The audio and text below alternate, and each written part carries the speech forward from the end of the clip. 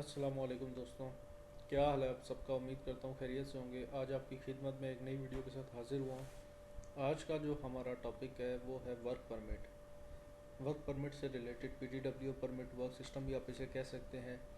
आज के टॉपिक में हम बात करेंगे कि परमिट क्यों ज़रूरी है, कौन कौन सी ऐसी जगह हैं जहाँ पे परमिट चाहिए, परमिट के ऊपर साइन किस किस के होते हैं, परमिट के थ्रू आप कौन से पीपीईज वगैरह अपने चूज़ कर सकते हैं। तो वीडियो को स्टार्ट करने से पहले रिक्वेस्ट करूंगा कि चैनल को सब्सक्राइब ज़रूर करें ताकि आगे आने वाली तमाम इम्पोर्टेंट अपडेट्स, इम्पोर्टेंट वीडियोस आप तक बर वक्त पहुँचती रहें। तो चलिए आज का वीडियो स्टार्ट करते हैं। सबसे पहले हमारे पास आ जाएगा what is permit to work. Permit to work के बारे में जानना बहुत ज़रूरी है कि परमिट टू वर्क क्या है। Work permit is a documented format that authorizes certain people to carry out specific work within a specified time frame area. It set out the precautions required to complete the work safely based on a risk assessment. Work permit एक दस्तावेजी शक्ल है, documented format है, जो कि मखसूस लोगों को एक मखसूस वक्त में मखसूस काम करने की इजाज़त देता है।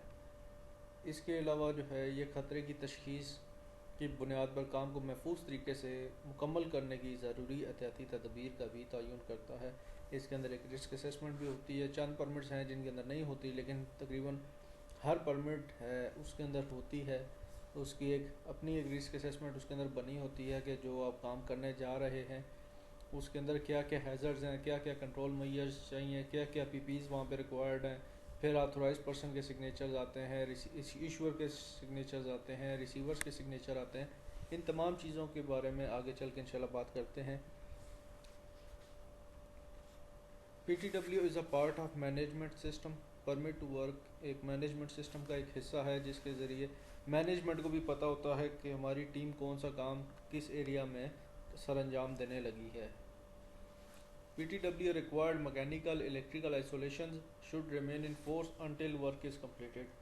परमिट टू वर्क सिस्टम के ज़रिए जो है मैकेनिकल इलेक्ट्रिकल की प्रोसेस की तमाम किस्म की जो आइसोलेशन हैं वो की जाती हैं जब तक कि काम मुकम्मल नहीं हो जाता।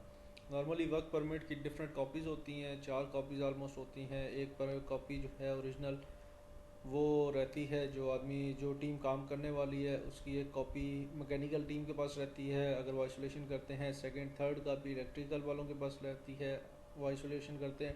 और एक उसका रिकॉर्ड जो है सेफ्टी वालों के पास भी होता है। HSE वाले जो डिपार्टमेंट है वो लोग भी अपने पास रिकॉर्डिंग करते हैं कि उनको भी पता चले कौन सा एक्टिविटी किस एरिया में हो रहा है। Mechanical isolation procedure is required for physical lock out and tag out of isolation valves. Electrical isolation के लिए भी लोटो ज़रूरी है, लेकिन यहाँ पे जब मैकेनिकल आइसोलेशन आप कर रहे हैं, कोई भी वाल्व्स के आइसोलेशन कर रहे हैं, कोई लाइव लाइन है या कोई प्रेशराइज लाइन है, उसको आप जो है जब बंद कर रहे हैं तो उसके ऊपर लॉक आउट टैग आउट करना ज़रूरी है। लोटो एक अलग चीज़ है, उसके ऊपर इंशाल्लाह किसी और दिन डिटेल में वीडियो बनाऊँगा। तो lock out tag out simple आपको बता देता हूँ कि जब भी आप कोई चीज़ आइसोलेट करते हैं उसके ऊपर एक लॉक लगा देते हैं और साथ एक टैग लगा हुआ होता है जिसके ऊपर डेट और टाइम लिखा हुआ होता है कि इतने बजे से इतने बजे तक ये काम हो रहा है, कोई दूसरा आदमी आके इसको ऑन ना करे। वरना अगर आप ये लोटो नहीं लगाएंगे और एक आप आगे काम करना शुरू कर देंगे, पीछे से दूसरा आदमी आएगा, उसको नहीं मालूम कि आगे काम हो रहा है, हो सकता है वो वॉल ऑन कर दे।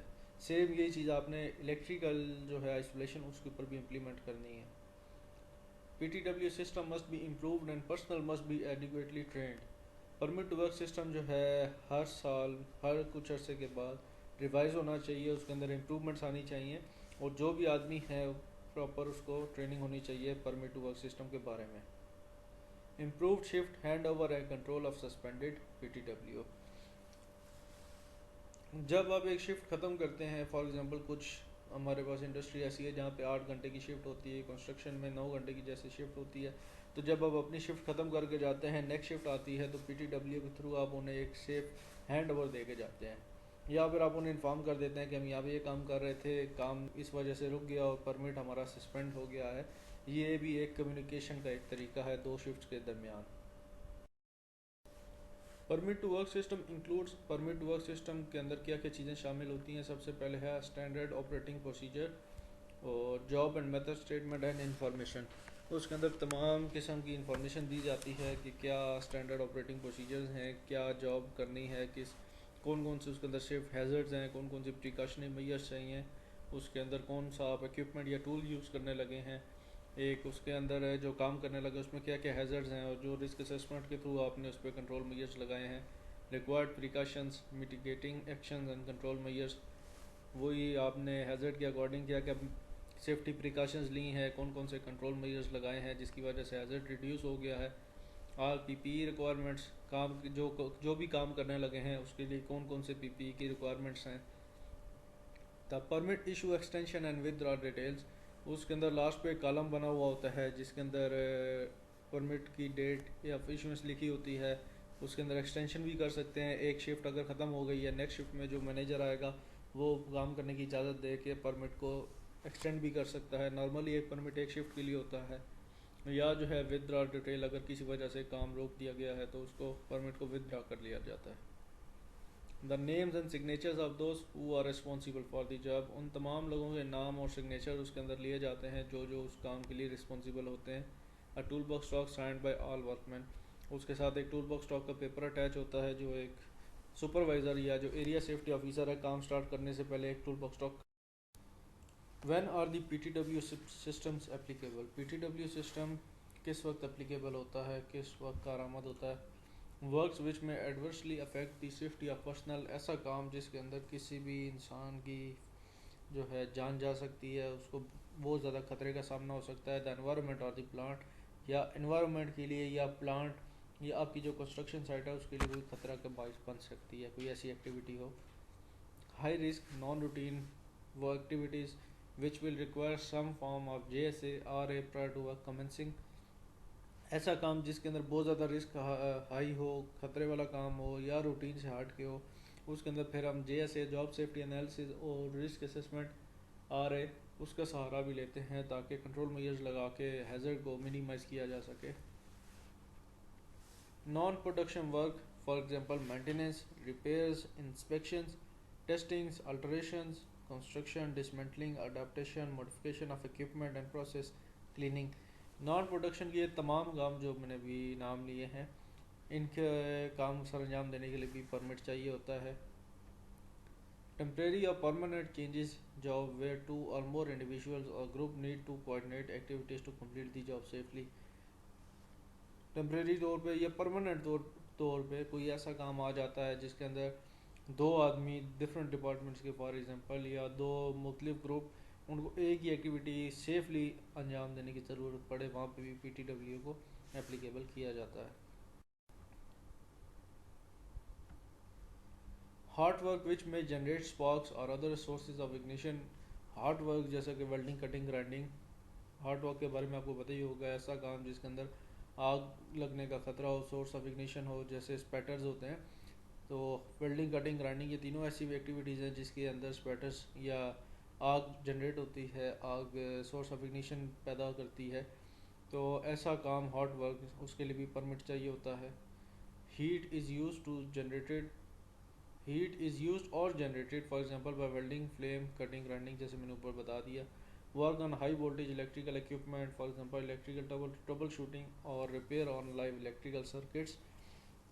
हाई जो टेंशन इलेक्ट्रिकल वायर्स हैं उसके ऊपर काम करने के दौरान, इलेक्ट्रिकल ट्रबल शूटिंग के दौरान, इलेक्ट्रिकल के रिलेटेड जो भी एक्टिविटी है उसके दौरान आपको वो परमिट चाहिए होता है, एप्लीकेबल करना होता है।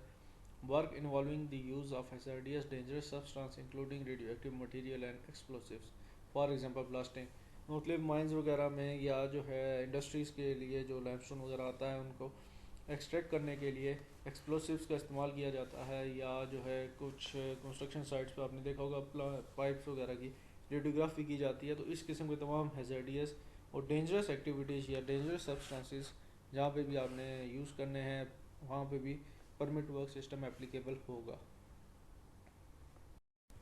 उसके अलावा driving includes offshore operation near water, कोई ऐसी एक्टिविटी जिसके अंदर आप ऑफशोर जो है पानी के करीब ड्राइविंग कर रहे हैं उधर भी परमिट चाहिए। प्रेशर टेस्टिंग उसके लिए परमिट चाहिए।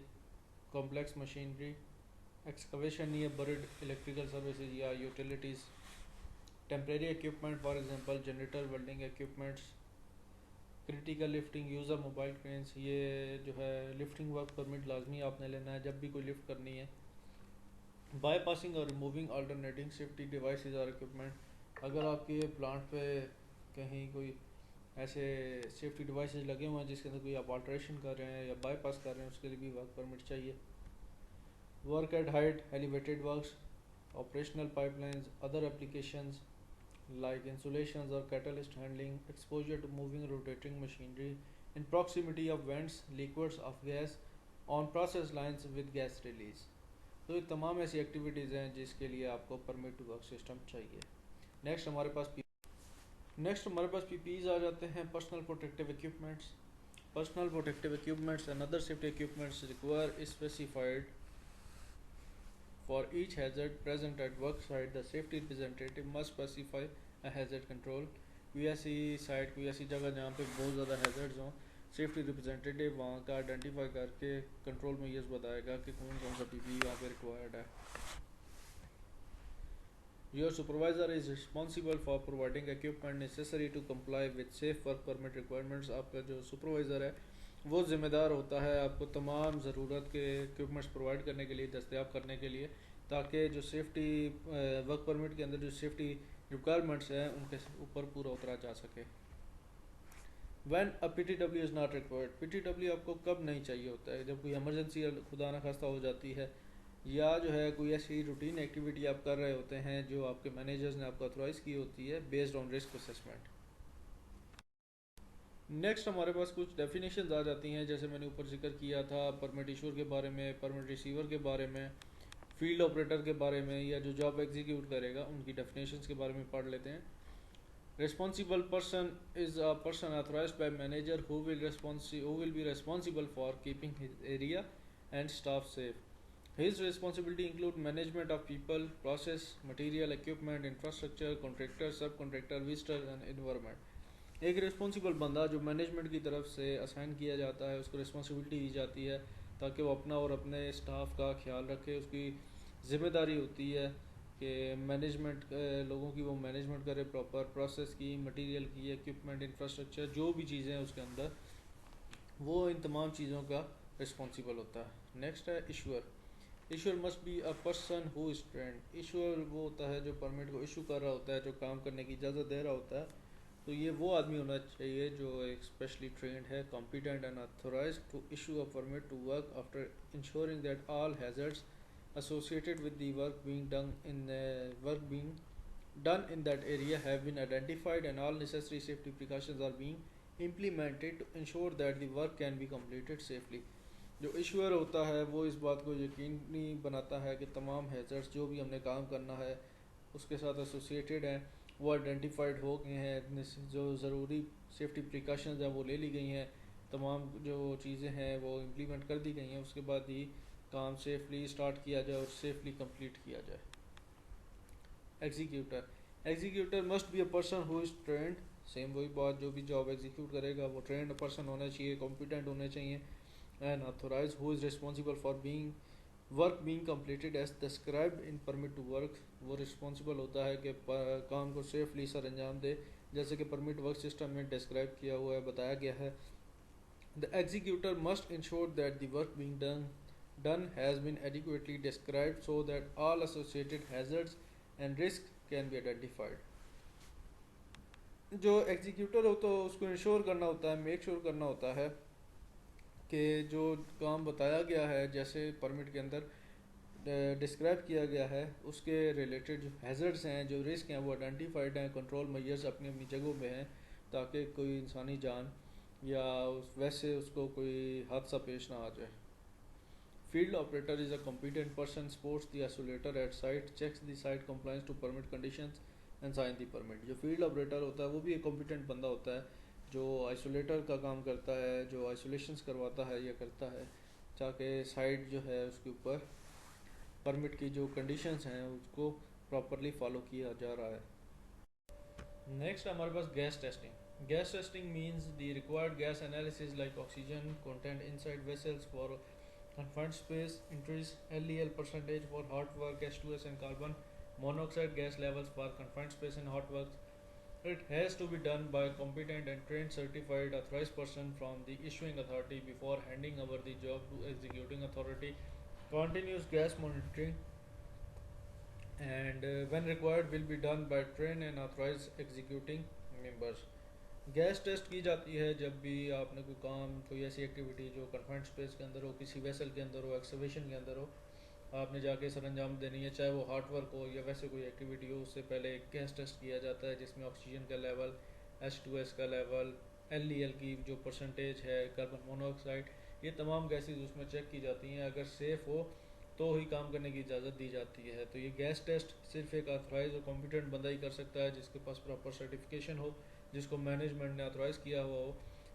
जो काम एग्जीक्यूट होने से पहले, जॉब एग्जीक्यूट होने से पहले, परमिट साइन करने से पहले गैस टेस्ट करेगा। फिर काम के दौरान भी मुख्तलिफ टाइम पे मुख्तलिफ औकात पे गैस टेस्ट किया जाता है और जो है will be done in trend authorise executing member. जो ट्रेंड अथराइज पर्सन हो सिर्फ वो ही गैस टेस्टिंग इसकी कर सकता है। नेक्स्ट आइसोलेटर है जो आइसोलेट करते हैं इक्विपमेंट्स को। Person who are trained competent and appointed in writing to carry out isolation lockout on equipment. ऐसे लोग जो ट्रेंड होते हैं, कॉम्पिटेंट होते हैं, उनको अपॉइंट किया जाता है मैनेजमेंट की तरफ से ताकि वो इक्विपमेंट को आइसोलेट कर दें, लॉक आउट टैग आउट उस पर अप्लाई कर दें। Certain competencies may require verification of competency by means of testing or assessment and may require the person to be certified as competent. Isolator जो होता है उसके लिए रिक्वायरमेंट ये होती है कि उसको एज अ सर्टिफाइड होना चाहिए एज अ कॉम्पिटेंट पर्सन, या जो है उसको अब अलाउ कर सकते हैं उसकी असेसमेंट करने के बाद, उसका एक टेस्ट लेने के बाद। This may include certification by an approved second or third party authorize person isolates electrical breakers. ये जो इसके अंदर इंक्लूड आप कर सकते हैं, जो ऑथराइज पर्सन जो है आइसोलेटर जो है उसको थर्ड पार्टी सेकंड पार्टी की तरफ से सर्टिफिकेशन भी दी जाती है कि आया ये जो है प्रॉपर बंदा आइसोलेट इसको कर सकता है या नहीं। This may include authorize person isolates electrical की जो चीज़ें हैं, breaker, fuse, isolation, racking out of switch gear, mechanical, hydraulics, pneumatics, valves, physical, blinding flanges. Operations में हमारे पास isolating, closing up process, related air, gas or water piping, manual valves, chemical, gravity, thermal radiation, all other source of energy and process. ये तमाम चीज़ें जो मैंने नाम लिए हैं, ये तमाम चीज़ें जो आइसोलेटर होता है इनको आइसोलेट करता है ताकि अगर आपने लाइफ लाइन पे काम करना तो आप सेफली उसको एग्जीक्यूट कर सकें। नेक्स्ट हमारे पास टाइप्स ऑफ परमिट। परमिट्स के कौन कौन से टाइप्स हैं? कोल्ड वर्क है परमिट, हमारे पास हॉट वर्क परमिट है, कन्फाइंड स्पेसिस हैं, excavation permit, radiography permit, other authorizations, photography and videography permit, vehicle entry certificate, electrical isolation tag shall also be required as applicable. Next है cold work permit. Cold work permit includes but is not restricted to work on equipment on plant components that are under pressure or are energized in some form like mechanical energy. Works on equipment or plant components that contain hazardous materials. Work on vessels, for example tanks, pressure vessels. Mechanical isolation of pipe work, valves and associated vessels. General construction. Work on de-energized electrical circuits, shop bench work will not require a permit. Work permit in immediate vicinity of overhead power lines. Routine and non-routine maintenance work. A cold work permit shall be obtained for all general work that does not involve hot work activities या activities related to hot work. Cold work permit तमाम general activities के लिए लिया जाता है, लेकिन उसमें hard work activity जो है उस इंक्लूड नहीं होती। For example tools and equipment use or the work itself do not generate any spark. उसके अंदर जो टूल या इक्विपमेंट यूज़ किया जाता है उसकी जो है कोई स्पार्क या कोई स्पेक्टर उसके अंदर जनरेट नहीं होता। For example routine maintenance, inspection and condition monitoring activities use proper hand tools, excavation by hand tools, erection of scaffolding and barricades, chemical cleaning, use of air-driven power tools like pneumatic tools which do not generate sparks during use, opening process of equipment such as vessels, towers, pumps, compressors, heat exchangers, filters, tanks, blinding, blanking, breaking of flanges and unions, tightening of flanges, hot bolting, cold cutting, hot work preparations, industrial radiography using ionising radiation source for example X-ray generators. तो ये तमाम ऐसी activities हैं जिसके अंदर cold work किया जाता है। Hot work, hot work is any activity that could create a source of ignition that could result in fire or explosion. Example of hot work include but are not restricted to welding and torch cutting, spark producing tools such as grinders and chippers, power tools such as electric drills, use of explosives, use of non-intrinsically safe electrical and electronic equipment in high risk gas areas, hammering in high risk gas areas unless spark free tools are used. A hard work permit shall be obtained for all work that involves activities with tools and equipments or the work itself that could generate spark or be a source of ignition. Hard work जो permit है वो तमाम ऐसी activities के लिए लिया जाता है जिसके अंदर आग लगने का या सोर्स ऑफ इग्निशन पैदा होने का खतरा होता है, या कोई ऐसा काम जिसके अंदर ऑटोमेटिकली खुद से ही सोर्स ऑफ इग्निशन पैदा हो रहा है। इसमें the issuer of the hard work permit is responsible for ensuring that the site and the equipment, vessel, piping are properly prepared to prevent the danger of fire and explosion involving flammable materials। जो hard work permit का इशूर होता है वो make sure करता है कि जो vessel या जिस पाइप के ऊपर काम होने जा रहा है वो प्रॉपरली प्रिपेयर्ड है, उसके अंदर आग लगने का या धमाका होने का कोई खदशा मौजूद नहीं है या उसके अंदर कोई फ्लेमेबल मटीरियल मौजूद नहीं है। Next, the issuer shall ensure that the equipment is emptied, cleaned of flammable materials and isolated from all sources of by mean disconnection, blanking or insertions of blind। Ensure होता है वो make sure करता है कि equipment जो जिसके ऊपर काम करना है वो प्रॉपर खाली किया गया है, उसकी आइसोलेशन हुई हुई है, जो एनर्जी सोर्स है उसका वो आइसोलेट हुआ हुआ है, डिस्कनेक्ट हुआ हुआ है, उसके अंदर ब्लैंकिंग या ब्लाइंड्स डाले गए हैं। Isolation by closed valves only is allowed if there is no other possible way of isolation and mechanical isolation has been done. This must be approved by QS safety।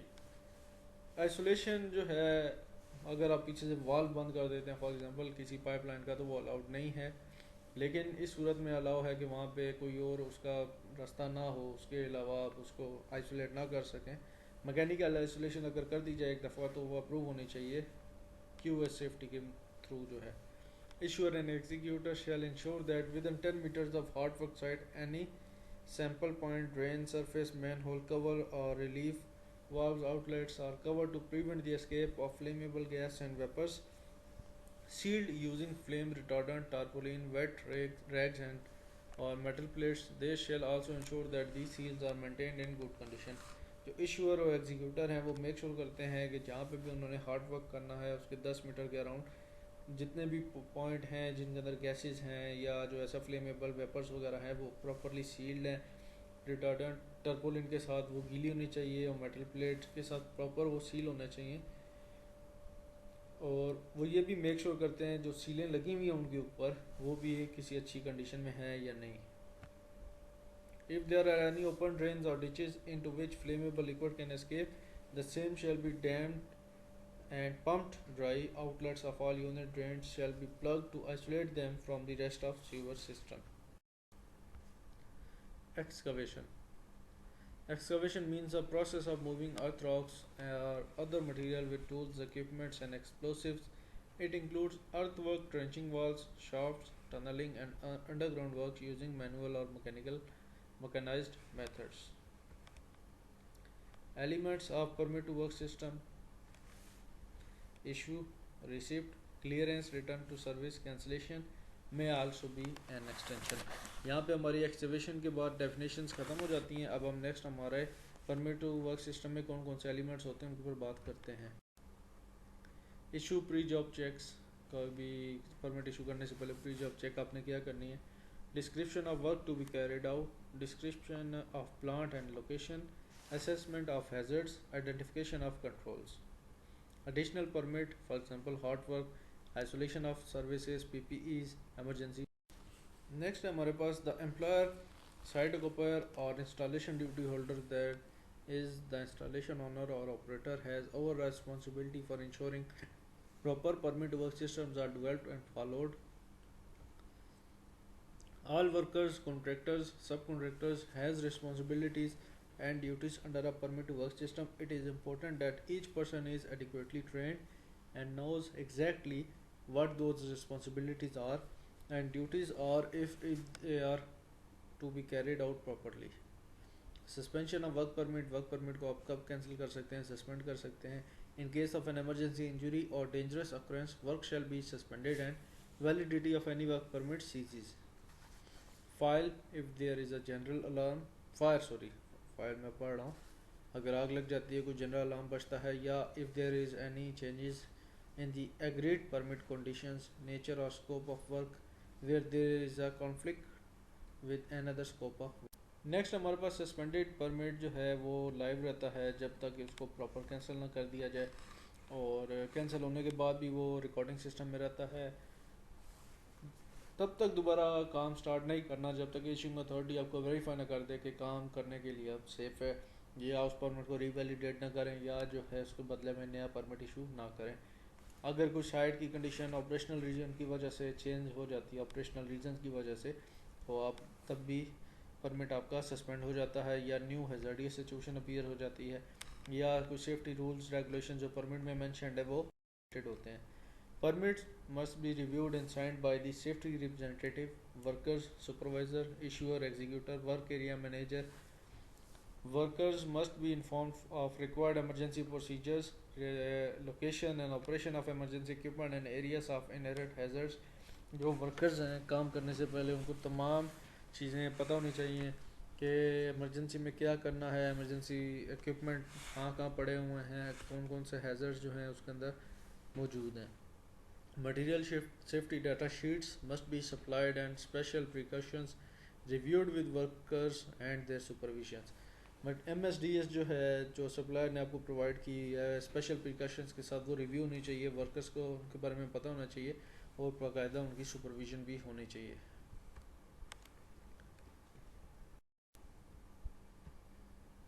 Display copies of a permit to work should be clearly displayed. जैसे मैंने ऊपर जिक्र किया था कि permit की 4 copies होती हैं, हर एक डिपार्टमेंट के पास एक एक होती है, तो क्लियरली जिस एरिया पे काम कर रहे हैं वहाँ पे वो परमिट की कॉपी डिस्प्ले होनी चाहिए at the work site or in a recognized location near to the work site, in the central or main control or permit coordination room. In addition, a copy of the permit should be kept with the issuing authority or with the area authority handover. If work is carried over to another shift, for example, the job takes longer than expected, then a shift handover procedure should be in place. Ensure that the incoming shifts is aware of any outstanding permit controlled jobs, the status of those jobs or plants. Work completion. The work completion procedure should include obtaining answers to the following questions: has the work been completed? Has the plant or equipment been returned to safe condition? In particular, by removing isolations. उसके बाद ये एक permit की example बनाएगी है कि permit किस तरह का होता है. सबसे पहले ऊपर टाइटल आ जाएगा, परमिट नंबर, डेट. सेकंड पे job location, plant identification, description of work, time limits, description of hazards, test and check prior to work commencing, further precautions, emergency procedure या पीपीज वगैरह. ऑथराइजेशन आएगी, signature by competent person confirming that isolation and precautions have been carried out. Acceptance जो काम करने की responsibility लेगा. Signatures of person in charge of work confirming understanding of work to be done, hazards involved and precautions required. Time extensions, shift changes, procedures. और next work completion, confirming work completed, या उसमें cancellation आएगा. Confirming work satisfactory completed, या जो मैंने ऊपर issues mention किए थे कि खुदा न खास्ता कोई इमरजेंसी हो जाती है, कोई जटिल कंडीशन हो जाती है, तो भी वर्क परमिट आपका कैंसिल हो जाएगा. Note all signatures to be eligible. Next हमारे पास gas testing. Gas test are required for hot work and confined space entry. जब भी आपने कोई हार्ड वर्क या कन्फाइंड स्पेस एंट्री में जाना है, उससे पहले गैस टेस्ट लिया जाता है. It may also be required for some cold work and excavations. Gas test of work permit shall be filled to record results of flammable toxic gases and oxygen concentration as applicable to the location of work. जो आपने work permit लिया है जिसके ऊपर आपने काम करना है, उस लोकेशन की गैस टेस्टिंग जो आपने करनी है उसके अंदर चाहे फ्लेमेबल गैसेज हों, टॉक्सिक हों, ऑक्सीजन जो कंसनट्रेशन लेवल है, वो तमाम चीज़ें आपने रिकॉर्ड करनी है। सेटिंग रिक्वायरमेंट्स इसकी क्या है? Issuer shall determine the requirements of gases to be measured and frequency of repeating the test और the need of continuous monitoring. Issuer जो है वो डिटरमिन करेगा, रिस्पॉन्सिबल भी होता है कि कौन कौन सी गैस का टेस्ट कितनी देर के बाद करना है, और जो है minimum requirements shall be once at the beginning of shift. Minimum जो इसकी रिक्वायरमेंट्स है वो ये हैं कि जब भी आपने काम स्टार्ट करना है या ना आपकी नई शिफ्ट स्टार्ट हुई है तो उसके स्टार्ट में एक दफ़ा आपने गैस टेस्ट ज़रूर करना है। Combustible gases is measured as percentage of lower explosive limits. जो कंबस्टिबल गैसेज हैं वो LEL परसेंटेज में मेजर की जाती हैं। LEL का मतलब लोअर एक्सप्लोसिव लिमिट है। हु विल एग्जीक्यूट, ये कौन एग्जीक्यूट करेगा? An authorized gas tester, AGTB इसको बोलते हैं। Who has a valid third party certification, जिसके पास एक थर्ड पार्टी सर्टिफिकेशन होती है valid, shall carry out the gas test using an approved calibrated gas detector, उसके पास प्रॉपरली एक अप्रूव्ड कैलिब्रेटेड गैस डिटेक्टर होता है। He shall check the meter in fresh air and keep it on before the actual test. जो authorise gas tester है उसको चाहिए कि एक दफ़ा फ्रेश एयर में मीटर को चला के चेक कर ले। In cases where potential risk is very high the AGT can test it with another detector for confirmation. ऐसा एरिया जहाँ पे डाउट हो, सस्पेक्शन हो, आपको सस्पेक्ट हो कि यहाँ पे गैसेस बहुत ज़्यादा हैं, तो वहाँ पे AGT को चाहिए कि दूसरा मीटर लेके उससे कंफर्म भी कर ले। PPEs, पर्सनल प्रोटेक्टिव इक्विपमेंट, जो गैस टेस्टर होता है ऑथराइज गैस टेस्टर, उसके लिए बहुत ज़रूरी हैं। किस जगह पे? वहाँ जहाँ पे टॉक्सिक गैसेस बहुत ज़्यादा हों, या जो है प्रेजेंस ऑफ टॉक्सिक वेपर्स हों, या नॉन सस्पेक्टेड हों, वहाँ पे आप गैस टेस्टर ने लाजमी स्काबा या जो है एस्केप मास्क लाजमी पहन के जाना है गैस टेस्टिंग करने के लिए। नेक्स्ट है energised lines. Permits are required before work begins near an energized line which cannot be shut off it if there is a danger of fire, shock or electrocution. Energized line for example जैसे electrical high voltage power line हैं, या जो है कोई line पास से गुजर रही है हाईली प्रेशराइज, या आग लगने का ख़तरा है और उसको आइसोलेट नहीं किया जा सकता, तो वहाँ पे भी परमिट लाजमी चाहिए। एलिवेटेड वर्क्स, हाइट पे जब आप काम कर रहे हैं एलिवेशन पे, where the consequence of non-compliance with fall protection requirements is severe or where falling objects may endanger other workers below. Boiler high pressure vessels, tanks, reactors can undergo sudden failure resulting in disastrous consequences. Permits may be issued requiring precautions and equipments to prevent system failures not covered by safe job procedure or project safety plans. Hazard vapors and gases, abandoned tanks, pipelines, drums, vessels may contain hazardous vapors and gases. Permits may be issued to prevent toxic or corrosive exposure to workers.